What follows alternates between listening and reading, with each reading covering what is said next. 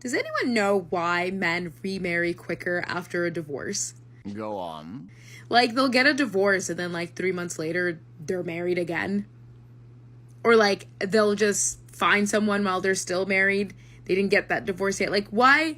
I feel like this is a habit within men. I've seen this so much. But I actually don't know the answer. But so if somebody knows, let me know. Welcome to Mindy. Today we're diving into a conversation sparked by a series of video clips making the rounds online. Clips of women opening up about the regret, reality, and reflection that can come after a divorce.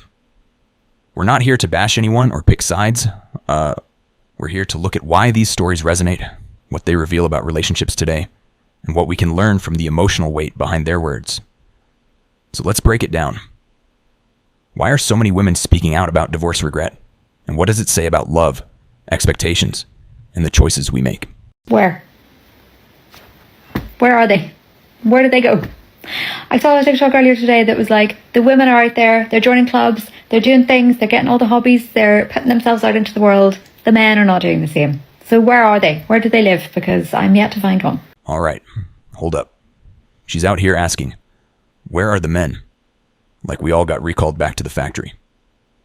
Ma'am, y'all say you want a guy with hobbies, then get confused when he's actually busy doing them. We're not hiding. We're just minding our business, enjoying some peace, and trying not to get dragged into another "what are we?" conversation on week 2.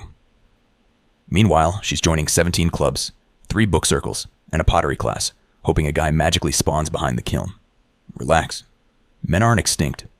We're just off in the corner doing the one hobby we all have in common, not chasing chaos. And if you hate your ex, because that's where I'm at. I hate that about myself. I'm not proud of it. I don't want to be the person that walks around hating people. I know it's a waste of my time and energy. It's not productive. It's just not helping the world be a better place.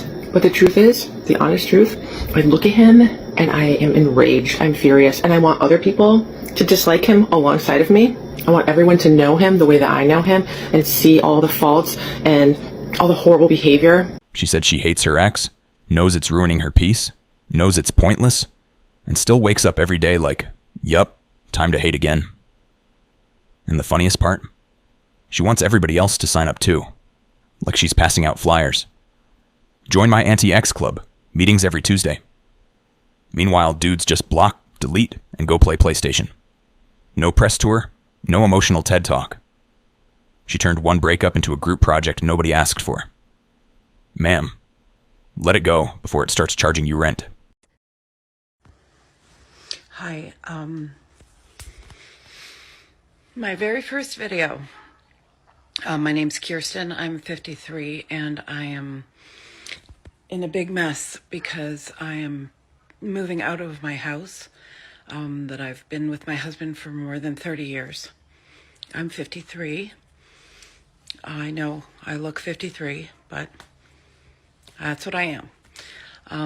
I'm also hugely overweight because I've been miserable for so long that all I do for pleasure is have a glass of wine or have some nice food because I don't have any happiness with my husband. I got an apartment. I got a job. So I'm going to move into that apartment. It's a 1-bedroom apartment, and I have 3 daughters, but they're older, so they can come and I'll sleep on the couch. But I didn't know what else to do. That's all I can afford where I am. But I did get the apartment under my own credit. I cry a lot. I'm going to try not to. But I wonder if there's any women out there like me at my age, not expecting to be here, but being here. And I'm doing this all by myself. I haven't told my husband or my children yet. I don't know how. I think I'm just going to move in slowly, and then I'll have a place to go for when things get bad. This time I went out and I got that apartment and I got a lawyer. And it's just so scary, and it just feels like the end of everything I've ever known. I've never lived alone in my life. Well, I did it. Here I am on my new bed, my princess bed. And it rained all day yesterday when I moved. I went to bed at 6 o'clock at night. I had a bath in my new bathtub. And you know what? It was hard, and I had a breakdown, and the movers were watching and felt sorry for me, and they were hugging me when they left and saying they were sad, that I was sad, and, you know, whoops. But today I woke up, and you know what? I felt free. I felt so excited for the first time in years, just like a weight had been lifted off me. And I feel amazing. I'm so excited. My place is a mess. I haven't unpacked everything because, of course, you can't. And it's so small. There's nowhere. Like, I have to organize like crazy. But I feel really grateful. Yeah, it's amazing. I feel like a different person already. I feel like I can do whatever I want, and I'm not responsible for anybody anymore but me. A few moments later. So, the last few days have been super traumatizing for me. My own fault.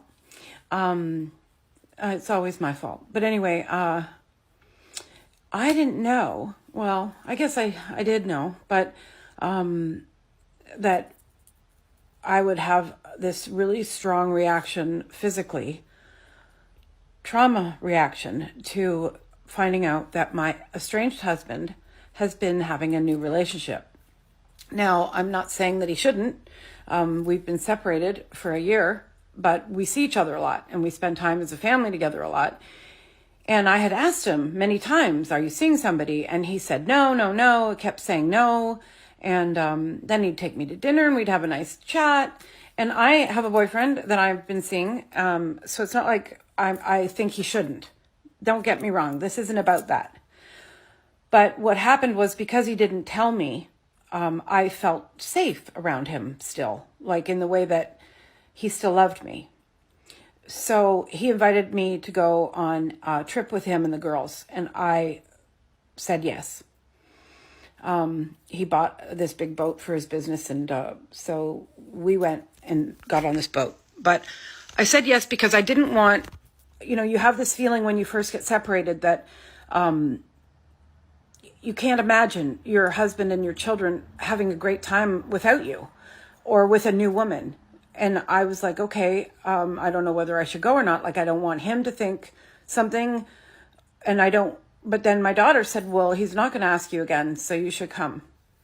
And I don't know why she said that, but I do now. So I went. And then when I was there, I found out, because he kept texting, and I just was like, what's going on? And anyway, I found out through some very horrific texts, my fault, that not only was he having a relationship, but they're totally involved in saying, I love you and blah, blah, blah. I get it. Yeah, you're hurting and it feels like you lost something real. But sometimes women forget that men hurt too. They just don't show it the same way. You made a decision in the moment, maybe out of frustration or pride, and now the reality is sinking in. It's not that you're a bad person. You just didn't think he'd move on that fast. But that's the thing about good men. Once they realize they weren't truly valued, they don't look back. So, yeah, you might feel like the victim now, but part of healing is owning your choice and learning from it. Bruh. She left, got the apartment, felt free, had a whole boyfriend. But the moment he moved on, suddenly it's heartbreak season. That's the classic I'm done, but don't you dare be done energy. She wanted out, but still wanted him waiting in the background. Sorry, once a man realizes he wasn't appreciated, he doesn't hit pause. She thought she had options until she saw he did too. That's the real plot twist. To the realization tonight, I'm not made for situationships, whatever that means. No, I'm made to be a wife and a mom.